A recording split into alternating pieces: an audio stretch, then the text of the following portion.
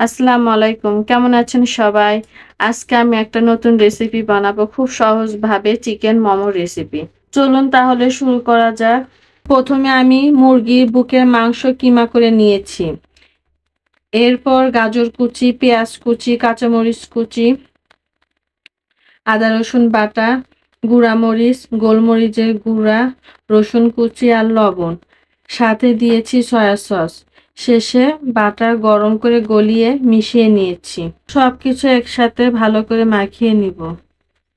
মোমোর ডো তৈরির জন্য প্রথমে ময়দা, তার সাথে কর্নফ্লাওয়ার, সামান্য লবণ, একটু তেল ও উষ্ণ গরম পানি দিয়ে নরম করে মোমোর ডো তৈরি করেছি। মোমোর ডোটা ভালো করে মাখিয়ে নিব। এখন গোল করে একটা রুটি বানাবো। রুটিটা বেশি মোটাও হবে না, বেশি পাতলাও হবে না। রুটিটা বানিয়ে কাচের বোতলের মুখা দিয়ে গোল গোল করে কেটে নিব।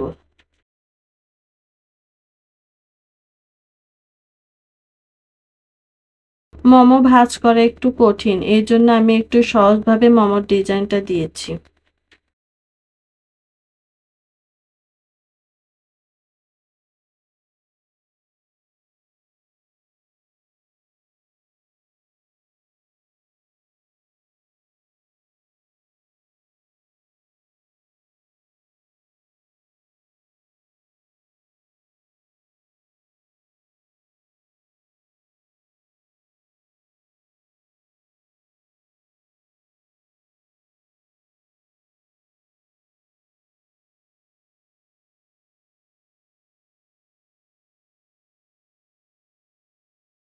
আমার সবগুলো মোমোর ডিজাইন করা হয়ে গেছে।